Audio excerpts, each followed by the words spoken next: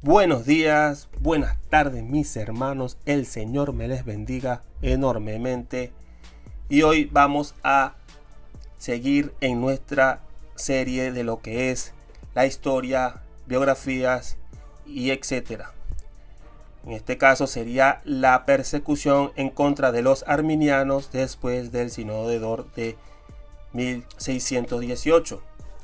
Hermanos y hermanas, abramos nuestras Biblias en el libro de los Hechos de los Apóstoles. Hoy vamos a leer un pasaje que nos muestra lo que sucede cuando el fervor religioso se mezcla con el poder de la multitud y del Estado, ahogando la voz de la verdad. Leamos Hechos 21 del 26 al 33.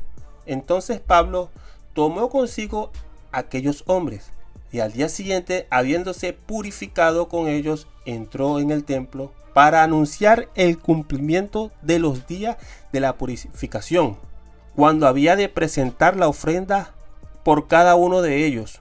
Pero cuando estaban para cumplirse los 7 días, unos de los judíos de Asia, al verle en el templo, alborotaron a toda la multitud y le echaron mano dando voces: varones israelitas, ayudad, este es el hombre que por todas partes enseña a todos contra el pueblo, la ley y este lugar, y además de esto ha metido a griegos en el templo y ha profanado este santo lugar, porque antes habían visto con él en la ciudad de Trófimo de Éfeso a quien pensaban que Pablo había metido en el templo. Así que toda la ciudad se conmovió y se agolpó el pueblo, y apoderándose de Pablo le arrastraron fuera del templo e inmediatamente cerraron las puertas, y procurando ellos matarle, se les avisó al tribuno de la compañía que toda la ciudad de Jerusalén estaba alborotada. Tomando luego soldados y centuriones, corrió a ellos, y cuando ellos vieron al tribuno y a los soldados, dejaron de golpear a Pablo. Entonces, llegando el tribuno, le prendió y le mandó atar con 2 cadenas, y le preguntó quién era y qué había hecho. Este impactante pasaje nos relata cómo los judíos, movidos por un celo ciego, se ofrecieron violentamente a la predicación de Pablo. Vemos aquí a una turba religiosa utilizando la fuerza, como cerrando las puertas del templo, y acudieron al poder militar del tribuno para silenciar a un hombre de Dios. Hermano, la historia de la iglesia nos enseña que este espíritu de intolerancia no se quedó en el primer siglo. Si avanzamos en el tiempo hasta la Holanda del siglo XVII, veremos un escenario dolorosamente similar. Durante este periodo, tras el Sínodo de Dort de 1618 a 1619, se desató una intensa persecución religiosa y política contra los arminianos, también conocidos como los remonstrantes. El conflicto principal radicaba en que los calvinistas de la época deseaban imponer una iglesia nacional estricta y obligatoria, mientras que los arminianos por una iglesia de participación voluntaria, que es precisamente el modelo que tenemos en la gran mayoría de nuestra iglesia y congregaciones de hoy, querían participar en ese sínodo. En este tema estamos explicando una parte de lo que fue el tema anterior. Cualquier cosa, si quieren saber más del tema del sínodo, pueden ir a ver el video anterior. Tras la muerte de su fundador, Jacobo Arminio, sus seguidores presentaron en 1610 un documento llamado La Remonstrancia, en el que planteaba 5 puntos bíblicos fundamentales que se oponían a la dura doctrina calvinista de la predestinación incondicional. Creían en la elección condicional, en que la expiación de Cristo era ilimitada para todos los hombres, en la gracia preveniente, en que la gracia de Dios podía ser resistida, y en la posibilidad de caer de la gracia. Lo que debió ser un debate teológico fraternal rápidamente se transformó en una crisis política. Los arminianos buscaban la tolerancia y estaban respaldados por élites civiles burguesas, los regentes, mientras que los calvinistas estrictos o gomaristas contaban con el apoyo popular del ejército. Es aquí donde el príncipe estatuder Mauricio de Nassau intervino. Él tomó partido por los calvinistas estrictos, utilizando su poder estatal para detener a los líderes arminianos. y asegurar que se convocara un sínodo nacional. El calvinismo de aquella época logró imponer y hacer creer sus doctrinas a la fuerza. Hoy en día muchos creyentes asumen que la teología reformada calvinista tiene la razón absoluta en todas sus posturas, pensando que su predominancia histórica es prueba innegable de su verdad, y muchos de ellos lo asumen como una máxima para defender sus posturas teológicas y decir que están en lo correcto, cuando vamos a estar relatando hoy lo que en realidad pasó.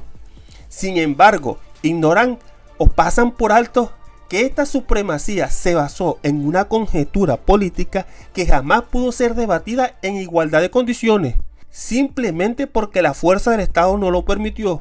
Al igual que la turba religiosa en la época del apóstol Pablo, que se agolpó, lo arrastró fuera del templo y procuró matarlo para silenciar su mensaje mediante el caos, el calvinismo estricto del siglo XVII utilizó el poder militar de Mauricio de Nassau y la maquinaria estatal para aplastar a la oposición. El Estado prohibió el debate libre. Las doctrinas arminianas no fueron vencidas con la escritura abierta en un diálogo fraternal, sino ahogadas por la violencia institucional. Al aliarse el calvinismo con la espada del Estado, los ganadores escribieron la historia. Aprovechando esta ventaja, los calvinistas reformados usaron sus plataformas durante mucho tiempo para acusar repetidamente a los arminianos de ser pelagianos o herejes, distorsionando su posición histórica y teológica para justificar la represión. Pero veamos qué ocurre inmediatamente después del relato bíblico de Pablo en el capítulo siguiente de Hechos 22, 1 al 5. Pablo pide la palabra. Varones hermanos y padres, oíd ahora mi defensa ante vosotros. Y al oír que les hablaba en lengua hebrea, guardaron más silencio. Y él les dijo: yo de cierto soy judío, nacido en Tarso, de Cilicia, pero criado en esta ciudad, instruido a los pies de Gamaliel, estrictamente conforme a la ley de nuestros padres, celoso de Dios, como hoy lo sois todos vosotros. Perseguía yo este camino hasta la muerte, prendiendo y entregando en cárceles a hombres y mujeres, como el sumo sacerdote también me es testigo, y todos los ancianos, de quienes también recibí cartas para los hermanos. Y fui a Damasco para traer presos a Jerusalén también a los que estuviesen allí, para que fuesen castigados. Hermanos, noten algo maravilloso aquí. A Pablo se le permite hablar y la multitud guarda silencio para escuchar su defensa. Imagínense lo que pudo haber sido si el sínodo de Dort se hubiera actuado con este mismo principio bíblico. Si en Dort se hubiera permitido a los arminianos abrir la Biblia, exponer su defensa libremente y debatir como hermanos en Cristo, la historia de la iglesia sería diferente, pero no fue así. El sínodo de Dort fue un espacio de diálogo, fue un tribunal donde las doctrinas arminianas fueron condenadas tajantemente como herejía, y por eso muchos de los hoy reformados calvinistas se adjudican el lema de ellos ser los que tienen la razón por su propia historia. ¿Por qué? Porque como a ellos se les dio la voluntad de ser los que tuvieran las posturas verdaderas delante del Estado, lógicamente ellos escribirían la historia como los verdaderos vencedores. Y aquí hay una ironía que nos debe romper el corazón y llamarnos a la reflexión profunda. Pablo en su discurso confiesa que él perseguía a la iglesia antes de su conversión a Cristo, pero trágicamente los calvinistas de aquella época persiguieron a sus propios hermanos arminianos, pero lo peor de esto, que lo hicieron no antes de ser calvinistas ni de convertirse supuestamente al Señor, sino ya cuando eran conversos. Lo que siguió al sínodo de Dort fue una cacería implacable. Más de 200 pastores arminianos fueron depuestos de sus ministerios y despojados de sus púlpitos. Alrededor de 80 predicadores fueron cruelmente desterrados de su tierra natal, mientras que muchos otros fueron arrojados a prisiones o forzados bajo amenaza a guardar completo silencio. el Estado prohibió absolutamente las reuniones de los remonstrantes. La persecución llegó a derramar sangre. El gran líder político Johann Val Odelbar Nebel fue ejecutado y el brillante erudito Hugo Grocio fue condenado a cadena perpetua, aunque por la gracia de Dios logró escapar. Un Pedro para la época. Pero ¿qué hicieron los arminianos durante este tiempo de amarga expulsión? ¿Abandonaron su fe? No, hermanos. Durante su destierro mostraron una resiliencia admirable, como la iglesia ha sido siempre.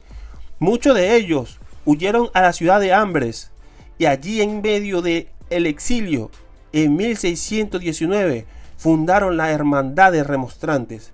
Lejos de su patria, continuaron organizándose, escribiendo, orando y manteniendo viva la llama de una teología basada en la gracia de Dios, demostrando que ninguna espada terrenal puede matar una convicción espiritual nacida de la Escritura, tal y como lo dijo el Señor, que el Señor dijo que la sangre clama desde Abel hasta nuestros días.